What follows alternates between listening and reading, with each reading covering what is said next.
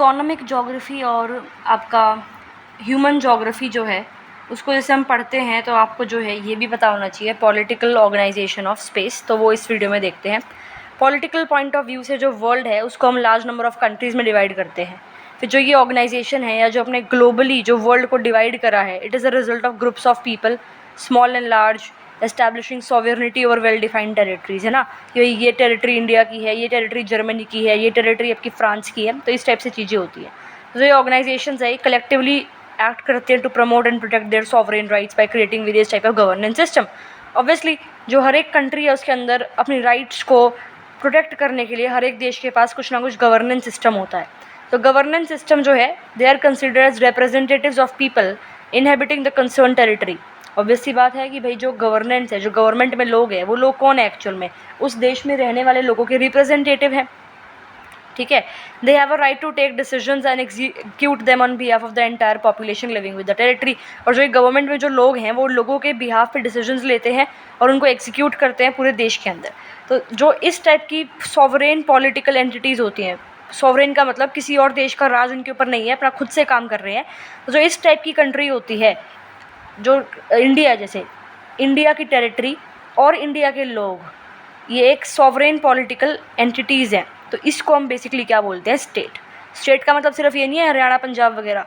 तो ये जो पॉलिटिकल बाउंड्री है जिसके अंदर आपकी एक टेरिटरी, इंडिया की पॉलिटिकल बाउंड्री है, टेरिटरी है, और जो लोग हैं उसको हम स्टेट्स बोलते हैं, ठीक है। तो sovereignty is not just assumed by a state but depends upon the recognisation of outsiders. अब ये नहीं होता कि कोई एक देश आके उठ के बोल दे कि भाई मैं तो एक सॉवरेन देश हूँ, अपनी मर्जी से नहीं होता। इवन जो आपके आसपास जो पूरे वर्ल्ड में ग्लोबल लेवल पे बाकी देश हैं वो भी एक्सेप्ट करें कि हाँ आप एक सॉवरेन देश हो, तब जाके आप जो है एक सॉवरेन कंट्री कहला पाओगे, एक सॉवरेन स्टेट जो है कहला पाओगे। Political organisation of a space जो है वो जोग्राफिकल फैक्टर से भी रिलेटेड है। जो बाउंड्रीज है सॉवरेन स्टेट की, उनका imprint geographical characteristics of various parts of the world पे भी पड़ता है। जोग्राफिकल रियलिटीज़ जो है वो बेसिकली डिटरमाइन करती है कि एक पॉलिटिकल जो एरिया है उसकी स्ट्रेंथ क्या है, वीकनेस क्या है। तो इस चैप्टर में हम रोल और association of geographical realities with the political organisation of space and political potential of various geographical regions of the world, ये सब बेसिकली इस चैप्टर में हम देखेंगे, जो चैप्टर का नाम है पॉलिटिकल ऑर्गेनाइजेशन ऑफ स्पेस, ठीक है। इंट्रोडक्शन। तो ह्यूमन और इकोनॉमिक जोग्राफी जो वर्ल्ड की है या मेजर रीजन्स की है, ठीक है, उसका सिर्फ उन पे सिर्फ फिजिकल इन्वायरमेंट का फ़र्क नहीं पड़ता कि जो फिजिकल इन्वायरमेंट है वो ह्यूमन जोग्राफी और इकोनॉमिक जोग्राफी को इन्फ्लुएंस करती है, ठीक है। और जो ह्यूमन इन्वायरमेंट है वो भी ह्यूमन और इकोनॉमिक जोग्राफी को इम्पैक्ट करता है। जो पॉपुलेशन डिस्ट्रीब्यूशन पैटर्न्स हैं, हम पढ़ते हैं इसको ह्यूमन जोग्राफी में, प्लेलिस्ट चैनल पे मिल जाएगी। जो रिसोर्स यूटिलाइजेशन है ये इन्फ्लुएंस होते हैं, ठीक है, इंटरप्टेड और मॉडिफाइड बाय पॉलिटिकल बाउंड्रीज। जो पॉलिटिकल बाउंड्रीज है उसकी वजह से population distribution patterns, resource utilisation, इन पर भी फ़र्क पड़ता है, ठीक है। As humanity stands divided into nations, जो हमारे देश है, पूरी वर्ल्ड जो है, बेसिकली पूरा वर्ल्ड नेशंस में, कंट्रीज़ में डिवाइडेड है, ठीक है, स्टेट्स में डिवाइडेड है। इस कॉन्टेक्स्ट में जो बाउंड्रीज़ हैं, जो फ्रंटियर्स हैं, वो इम्पॉर्टेंट रोल प्ले करते हैं ह्यूमन जोग्राफी में। तो लोग जो हैं वो माइग्रेट भी कर सकते हैं एक देश से दूसरी देश, या एक जगह से दूसरी जगह। पॉलिटिकल बाउंड्रीज जो हैं वो बहुत इंपॉर्टेंट रोल प्ले करते हैं इस मूवमेंट में भी। तो ये ब्रीफ स्टडी कि स्टेट क्या है, नेशन क्या है, बाउंड्रीज़ क्या है, फ्रंटियर्स क्या है, वर्ल्ड जियोपॉलिटिक्स से रिलेटेड चीज़ें जो हैं वो भी हम ह्यूमन जोग्राफी में पढ़ते हैं। तो जो ये कॉन्सेप्ट्स हैं they have gained importance among geographers in these days. तो इसको आप सिर्फ ह्यूमन जोग्राफी के रिस्पेक्ट में मत पढ़ो, इसको हम इकोनॉमिक जोग्राफी के रिस्पेक्ट में भी पढ़ सकते हैं, क्योंकि पॉलिटिकल ऑर्गेनाइजेशन ऑफ स्पेस तो हर जगह आएगा ना आपका, ठीक है। अब द स्टेट क्या है? एक independent sovereign political unit comprising a physical territory. एक इंडिपेंडेंट बॉडी है, सॉवरेन है, किसी और का उस पर जो है रूल नहीं है। पॉलिटिकल यूनिट है, जैसे इंडिया की हम बात करें, उसकी एक फिजिकल टेरिटरी है, उसके अंदर लोग रहते हैं और उसके रिकॉग्नाइज्ड बॉर्डर्स हैं, ठीक है। It is another matter that strain boundaries में come under dispute with neighbouring countries. हाँ, ठीक है, वो अलग बात है कि बेसिकली बाउंड्रीज़ के ऊपर डिस्प्यूट्स हो सकते हैं नेबरिंग कंट्रीज के साथ, बट एक वेल डिफाइंड टेरिटरी तो है, उसको हम क्या कहते हैं? स्टेट कहते हैं, ठीक है। स्टेट हम सिर्फ बाउंड्री की बात कर रहे हैं कि भाई फिजिकल चीज़ है, बाउंड्री है, लोग रहते हैं, ख़त्म। नेशन एक वाइडर कंसेप्ट है कि जो उस एक स्टेट में जो लोग रहते हैं वो एक दूसरे से जुड़े हुए हैं, कॉमन एलिमेंट्स ऑफ कल्चर, कि उनका कल्चर कॉमन है, जैसे रिलीजन कॉमन हो सकता है, उनकी लैंग्वेज कॉमन हो सकती है, उनकी हिस्ट्री जो है वो कॉमन रही थी, कॉमन एक्सपीरियंस उनका है, सेम पॉलिटिकल आइडेंटिटी को वो शेयर करते हैं और वो फील करते हैं उस पर्टिकुलर टेरिटरी के लिए कि भाई हाँ हम इंडिया के लोग हैं, हम इंडियंस हैं। तो वो एक नेशन बेसिकली जहाँ पे इमोशनल चीज़ें आपकी जुड़ जाए ना, उसको हम क्या कहते हैं, उसको हम नेशन कहते हैं। ठीक है, उसको हम क्या कहते हैं, उसको हम नेशन कहते हैं। तो जो बाउंड्रीज़ हैं वो एक्ट करती हैं separators between states and sometimes between nation. तो ऑब्वियसली इंडिया की बाउंड्री अलग है, पाकिस्तान की बाउंड्री अलग है, तो बाउंड्रीज जो हैं वो सेपरेटर्स हैं। Obviously they are taken as special expressions of men social and political organisation. Boundaries और फ्रंटियर्स दोनों जो हैं they perform the function of territorial partitioning and the considered as key structural elements in political space. Boundaries static नहीं होती, alter कर सकते हैं उनको हम different phases of global political history में। पॉलिटिकल हिस्टोरिकल फेजेस जैसे कि imperialism, colonisation, decolonisation, cold war, post cold war, इन सब में हमने देखा ये पॉलिटिकल साइंस में पढ़ते हैं कि कितना ज़्यादा चेंजेस आए हैं पॉलिटिकल बाउंड्रीज़ में। जैसे हम यहाँ की बात करें तो यूएसएसआर, पहले उसमें रशिया और बाकी 15 कंट्रीज़ थी। जब इसका डिसइंटीग्रेशन हो गया तो रशिया अलग, बाकी सेंट्रल एशियन कंट्रीज़ जो हैं वो अलग अलग डिवाइड हो गई थी। अब बेसिकली हम देखते हैं स्टेट और नेशन में क्या डिफरेंस है। तो एक स्टेट और नेशन ऑफन इसको हम मानते हैं कि भाई मतलब कॉमन लोग, लेमैन जो हैं, जो लोग हैं डे टू डे लाइफ में, वो इसको मानते हैं कि भाई एक ही बात है। लेकिन पॉलिटिकल ज्योग्राफी में ये सेपरेट कंटेंट्स कॉन्सेप्ट्स हैं। ठीक है, अब दोनों के अंदर लोग रहते हैं, दोनों की एक टेरिटरी है, बट सिंपल सी बात ये है थोड़ा बहुत डिफरेंस इसमें, थोड़ा बेसिक सा डिफरेंस ऊपर बता चुकी हूँ, डिटेल में थोड़ा सा देखते हैं ज़रा। तो एक स्टेट क्या है और एक नेशन स्टेट जो है वो क्या है। तो एक स्टेट बेसिकली एक लैंड है, एक एरिया है, लैंड हो सकता है, उसमें पानी हो सकता है, जिसके अंदर पॉपुलेशन रहती है, गवर्नमेंट होती है और वो सॉवरेनिटी इंजॉय करता है वो एरिया, बेसिकली इंडिपेंडेंट है वो देश। और जो गवर्नमेंट है वो उसके पास पावर है, अथॉरिटी है अपनी उस टेरिटरी पे और अपनी पॉपुलेशन पे। तो स्टेट की वेल डिफाइंड बाउंड्रीज होती है और जो बाउंड्रीज जो है वो उसके रेजिडेंट, जो उस स्टेट की पॉपुलेशन है वो एक्सेप्ट करती है और नेबरिंग स्टेट्स भी उस देश की उस बाउंड्री को एक्सेप्ट करते हैं, तब जाके उसको हम स्टेट बोलते हैं, उस एरिया को। और जो लोग उस स्टेट में रहते हैं, जैसे इंडिया में जो लोग रहते हैं उनको हम इंडियंस बोलेंगे, और इंडियंस जो है अपनी बाउंड्रीज़ के प्रति, अपने देश के प्रति, अपने स्टेट के प्रति लॉयल हैं। ठीक है, तो ये सेंस ऑफ लॉयल्टी जो है स्टेट की, जो नेशनलिज्म की फीलिंग है, उसको हम ये बोल सकते हैं कि भाई जो हम अपनी स्टेट के लिए, हम इंडिया के लिए लॉयल हैं, यानी कि हमारे अंदर नेशनलिज्म की फीलिंग है। तो स्टेट क्या हो गया, एक इंडिपेंडेंट कंट्री हो गई जिसकी कुछ पर्टिकुलर टेरिटरी है, जिसके अंदर सिटीजन्स रहते हैं और सिटीजन्स के लिए रूल्स कौन बनाता है, सिटीजन्स के लिए रिप्रेजेंटेटिव्स कौन है, एक सॉवरेन गवर्नमेंट है। तो जो स्टेट का कॉन्सेप्ट है वो ज्योग्राफिकल स्टडीज़ में एंटर हुआ था as early as the days of Ratzel who viewed a state as an organism. जब इसने स्टेट को एक ऑर्गेनिज्म की तरह व्यू करा था, तब जाके जो स्टेट का कॉन्सेप्ट है वो हम ज्योग्राफी में पढ़ने लग रहे थे। मॉडर्न कॉन्सेप्ट जो स्टेट का है, जो ये मॉडर्न कॉन्सेप्ट है, ये इवॉल्व हुआ था यूरोप में in the latter half of 16th century. 16th century होती है, ये होती है 16th सेंचुरी, लेटर हाफ यानी कि 1550 के बाद का जो पीरियड है, उसमें जो स्टेट का ये मॉडर्न कॉन्सेप्ट है ये डेवलप हुआ था। पॉलिटिकल एनालिस्ट जो है उन्होंने फोकस करा था कि नेचर ऑफ स्टेट की, जो स्टेट है वो किस टाइप की हो सकती है वर्ल्ड में। फिर जब आपका फ्रेंच रेवोल्यूशन हुआ 19th सेंचुरी में, यानी कि 1801 से 1900 जब फ्रेंच रेवोल्यूशन हुआ, वहाँ पे आपकी कुछ क्या आई कि भाई कॉन्सेप्ट्स आए कि एक स्टेट में ये जो कॉन्सेप्ट्स हैं ये होने चाहिए, जैसे कि liberty, freedom, democracy and fraternity. ठीक है, इवन स्टेट के अंदर सॉवरेनिटी जो है वो होनी चाहिए। सॉवरेनिटी एक बेसिक कैरेक्टरिस्टिक है एक स्टेट की, जो उसको अलग बनाती है बाकी पॉलिटिकल ऑर्गेनाइजेशन से। ठीक है, पॉलिटिकल ऑर्गेनाइजेशंस क्या है, मतलब पॉलिटिकल ऑर्गेनाइजेशंस वो हो गई जहाँ पे लोग आपका इंटरेक्ट कर रहे हैं किसी एरिया पे, किसी जगह पे, पावर है उनके पास, ये सब। ठीक है, लेकिन स्टेट है कि भाई पॉलिटिकल ऑर्गेनाइजेशन तो है स्टेट की, गवर्नमेंट है उसके अंदर, लेकिन वो सॉवरेन है। तो जो एक सॉवरेन वर्ड है ना, ये स्टेट को और पॉलिटिकल ऑर्गेनाइजेशंस को अलग बना देता है।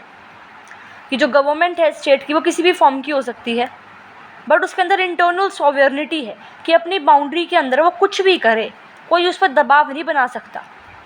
ठीक है, तो जो डिसीजंस है या एग्रीमेंट्स है वो जो ये गवर्नमेंट लेती है एक स्टेट में, एक सॉवरेन गवर्नमेंट एक स्टेट में लेती है, वो उस लोग की जो एरिया की जो पॉपुलेशन है, उस स्टेट में जो लोग रहते हैं उसको मानने पड़ते हैं। ठीक है, मैक्स वेबर ने डेफिनेशन दे रखी है कि स्टेट एक ह्यूमन कमोडिटी है जो क्लेम करती है monopoly of a legitimate use of physical force with in the given territory. तो सॉवरेनिटी जो है वो क्या इम्प्लाई करता है कि गवर्नमेंट की अल्टीमेट अथॉरिटी है टेरिटरी पे और लोगों पे, और जो अथॉरिटी है उससे कोई रोक इनडिस्प्यूटेबल है। अथॉरिटी को कोई बाहर का आके कुछ क्लेम नहीं कर सकता, कि बाहर का आके कुछ ऑर्डर नहीं दे सकते कि अपने देश में ये करो, नहीं। ठीक है, अब सॉवरेनिटी ऑफ अ स्टेट अगर हम देश में नहीं है, एक स्टेट में सॉवरेनिटी नहीं है, इसका मतलब क्या है कि भाई किसी फॉरेन पावर का रूल इसके ऊपर है या इंटरनल इंसर्जेंसी है। तो इसकी वजह से क्या हो रहा है, एक देश में सॉवरेनिटी, एक स्टेट में सॉवरेनिटी नहीं है। तो एक स्टेट को बने रहने के लिए एक सबसे इम्पॉर्टेंट जो पॉइंट है कि एक स्टेट के अंदर जो एक इम्पॉर्टेंट करेक्टरिस्टिक है वो है सॉवरेनिटी। कि सॉवरेनिटी देश की, स्टेट की जो है नहीं ख़राब होनी चाहिए। तो ये स्टेट के बारे में है। ठीक है, नेशन स्टेट अगर हम पढ़ें, हिस्ट्री में भी हम पढ़ते हैं, जो हम फ्रेंच रेवोल्यूशन पढ़ते हैं कि नेशन स्टेट क्या होता है। नेशन स्टेट हमेशा ये नहीं है कि बेसिकली स्टेट है आपकी, देखो सिंपल सी बात है, ऐसा हमेशा नहीं हो सकता कि एक स्टेट की और एक नेशन की बाउंड्रीज़ जो हैं वो कोइंसाइड करें। ठीक है, कई बार ऐसा होता है कि जो लोग स्टेट में रह रहे हैं वो अपने आप को कंसिडर करते हैं कि themselves as belonging to more than one nation बताया ना मैंने, थोड़ी इमोशनल आइडेंटिटी जहाँ पे जुड़ जाती है वो नेशन हो गया। तो ज़रूरी नहीं है कि भाई एक जो एरिया है, बेसिकली जो स्टेट है, उसकी बाउंड्रीज़ और नेशन की बाउंड्रीज़ जो है वो कोइंसाइड करें, ये चीज़ ज़रूरी नहीं है। जैसे एक स्टेट जो है उसको आप मल्टी नेशन स्टेट भी बोल सकते हैं। जैसे हम पाकिस्तान की बात करें ऑफ प्री 1971, उसको एग्जाम्पल ले सकते हैं। जो आपका बांग्लादेश है वो पहले ईस्ट पाकिस्तान था, तो वेस्ट पाकिस्तान और ईस्ट पाकिस्तान जो है उन्होंने टुगेदर एक स्टेट बनाया था। ठीक है, कि भाई जो ईस्ट पाकिस्तान के लोग हैं वो वेस्ट पाकिस्तान के लोग हैं, वो इकट्ठे, मतलब इकट्ठी एक पाकिस्तान था ना, उनकी कॉमन हिस्ट्री थी कि वो इंडिया से सेपरेट हुए हैं। ठीक है, लेकिन क्या उनकी टेरिटरी सेम है वेस्ट पाकिस्तान वालों की और ईस्ट पाकिस्तान वालों की? नहीं है ना, लेकिन नेशन तो एक ही है ना, पाकिस्तान। तो ये भी कई बार हो सकता है कि जो एक स्टेट के लोग हैं वो ये फील कर सकें या बिलीव करें कि जो टेरिटरी है उनकी नेशन की वो ज़्यादा बड़ी है देन फॉर्मिंग द स्टेट। मतलब they feel that the territory belonging और some other state should legitimately belong to their state. मतलब वो ऐसा सोच सकते हैं ना भाई कि मान लो ये वेस्ट पाकिस्तान है, ये ईस्ट पाकिस्तान है, तो दूर दूर टेरिटरी तो अलग अलग है लेकिन इनका कॉमन चीज़ है। लेकिन अगर मैं ऐसी चीज़ होती है, अगर मान लो वेस्ट पाकिस्तान वाले लोग चाहें कि भाई हमारी तो इसके साथ कॉमन हिस्ट्री है, तो हमारा एक नेशन होना चाहिए, एक टेरिटरी होनी चाहिए, तो ऐसा चीज़ भी हो सकती है कि भाई ठीक है, समझ में आई ये चीज़।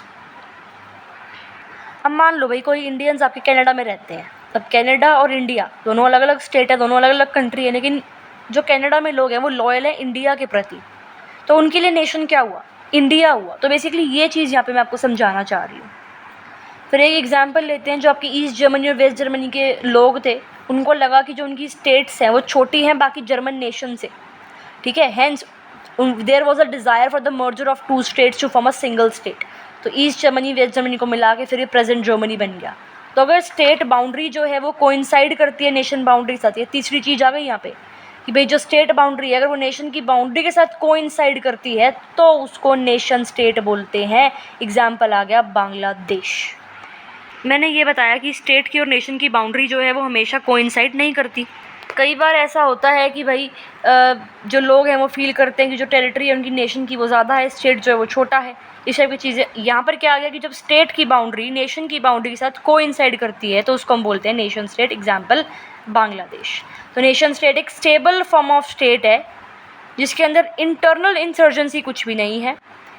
ठीक है, यानी और वो जो स्टेट है वो ये नहीं चाहती कि हम अपने जो बांग्लादेश जो टेरिटरी है उसको और बढ़ाएं, जितनी है उतनी ठीक है। Commands complete loyalty of the people living with in its boundaries. Loyal है वो लोग अपने नेशन के प्रति। ठीक है, फिर एक टर्म आती है मल्टीनेशनल स्टेट की। देखो एक यहाँ पर एक हमने टर्म देखी थी ये सब नेशनल स्टेट। ये क्या है कि अगर ये लोग फील करते हैं कि जो उनकी टेरिटरी है belonging to some other state, मतलब देखो ये मतलब कोई लोग हैं, जैसे ये वाला एग्जांपल था आपका जर्मनी वाला, तो इसके अंदर इसको हम सब नेशनल स्टेट बोलेंगे। क्या चीज़ है कि भाई जो लोग हैं वो फील करते हैं कि जो उनकी टेरिटरी है belonging to some other state should be belong to their state, यानी कि ये है ये यहाँ के लोग मानते हैं कि भाई जो ये टेरिटरी है हमारी स्टेट में ऐड होनी चाहिए, तो उसको क्या बोलेंगे हम? सब नेशनल स्टेट बोलेंगे।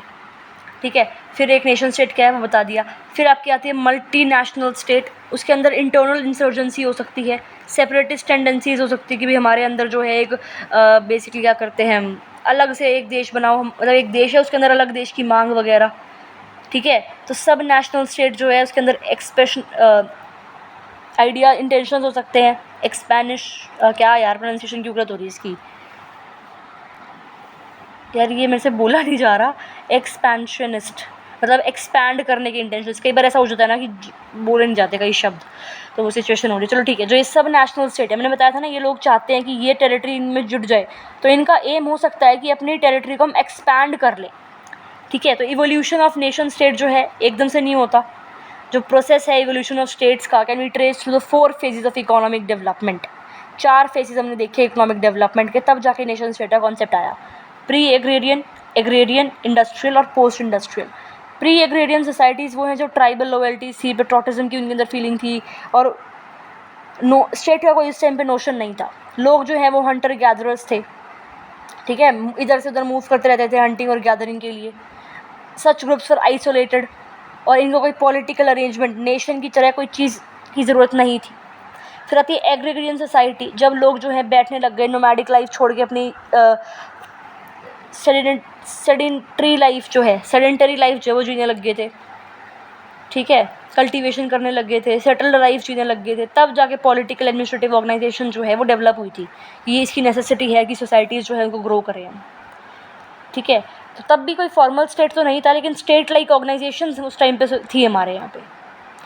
एग्रीगेरियन कम्युनिटीज़ जो है उस टाइम पे भी वो आइसोलेटेड रहती थी, इतना डोमिनेंस सिर्फ अपने अपनी लोकल टेरिटरीज़ में था। ये नहीं कोई बड़ी सी स्टेट बन गई, जैसे इंडिया है, इंडस वैली सिविलाइजेशन थी, तो उनका मतलब बस वहीं से था, नीचे ऊपर क्या हो रहा है कुछ फ़र्क नहीं पड़ रहा था। फिर बाद में मेडिवल में हम पढ़ते हैं कि यहाँ पे कुछ नॉर्थ वाले रीजन्स किसी और के पास थे, साउथ वाले रीजन्स किसी और के पास, यानी कि लोकल टेरिटरीज़ तक ही लोग सीमित रहते थे, ठीक है। फिर इंडस्ट्रियलाइजेशन हुआ, डिवीज़न ऑफ लेबर वहाँ पे आया, और एडवांस टेक्नोलॉजी आई, तो उससे कल्चरल ट्रांसफॉर्मेशंस हुए। फिर कम्प्लेक्स इंडस्ट्रियल सोसाइटी क्रिएट हो गई थी कि हाँ हमें एक सेंट्रलाइज स्टेट एजेंसी चाहिए कि बहुत बड़ा सा टेरिटरी हो, उसके ऊपर एक गवर्नेंस हो, एक गवर्नमेंट हो, किसी चीज़ की अथॉरिटी हो।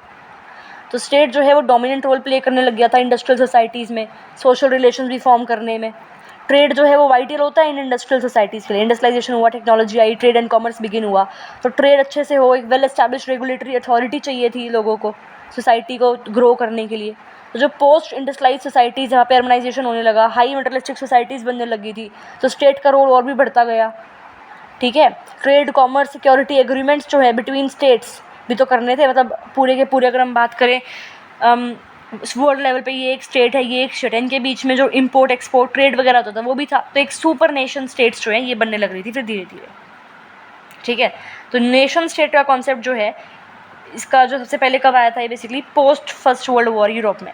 फर्स्ट वर्ल्ड वॉर हुई थी 1914 से 1918, तो इसके बाद आपका ये कॉन्सेप्ट आया था नेशन स्टेट का, कि भाई एक ग्रोइंग डिज़ायर थी लोगों के बीच में, डिमांड थी सेल्फ डिटर्मिनेशन की, भाई नेशन स्टेट्स बननी है। फिर चेंज हुए इसके में, और यूरोपियन कॉलोनीज़ को जो है affect was felt in European colonies, जो यूरोपियन की कॉलोनीज़ थी, मतलब यूरोप में जब ये चेंजेस हो रहे हैं तो फिर वर्ल्ड वॉर हुई, इसके बाद जो यूरोपियन की कॉलोनीज़ थी वहाँ पे भी इफेक्ट हुआ इसका।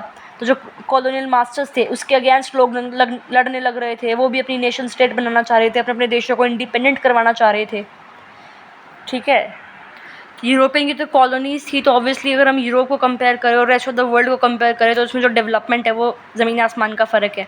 जो नेशंस यूरोप में थी वो पॉलिटिकल एक्सप्रेशन चाहती थी in the form of states, और रेस्ट ऑफ द वर्ल्ड में territorial pattern was to great extent prevailing when they were colonies of European empire. तो बाउंड्रीज जो थी स्टेट की, जैसे अफ्रीका की हम बात करें, अफ्रीका का मैप देखो आप, स्केल खींच दिए, कोई नेशन स्टेट का सच कॉन्सेप्ट वहाँ पे थोड़ा नहीं हम देखे, बस ये था कि जल्दी जल्दी इनको आज़ाद करना है एंड सब खत्म। फिर धीरे धीरे जो पॉलिटिकल मैच्योरिटी आई इन देशों में, स्टेट बाउंड्रीज जो हैं चेंज हुई, स्ट्रॉन्गर नेशनल फीलिंग्स, नेशनलिज्म की फीलिंग्स जो है नेशनलिज्म की वो इंक्रीज हुई लोगों के बीच में, स्ट्रॉन्ग कल्चर आइडेंटिटीज़ फॉर्म हुई, और न्यू पॉलिटिकल आइडियाज़ जो है वो आने लग गए थे। फिर ये देख लो ज़रा, रिगार्डलेस ऑफ द टाइम्स एक स्टेट जो है वो डायनामिक इक्विलिब्रियम में एग्जिस्ट करती है। Centripetal binding force, centrifugal forces that threaten to tear it apart. Obviously बात है भाई, स्टेट जो है बेशक कोई भी समय हो, स्टेट जो है वो एक डायनामिक इक्विलिब्रियम पे एग्जिस्ट करती है, हमेशा सेम तरह से नहीं रहती, ठीक है। बहुत सारे फोर्सेज हैं जो उसको बेसिकली दूर भी कर सकते हैं, मतलब स्टेट के टुकड़े भी कर सकते हैं और बाकी स्टेट्स को उसमें मिला भी सकते हैं, तो इट इज़ नेसेसरी कि जो स्टेट के सेंट्रीपिटल फोर्सेज हैं वो स्ट्रॉन्ग रहे उसके सेंट्रीफ्यूगल फोर्सेज से, कि अगर बाहर से कुछ भी हुआ हमारे देश में,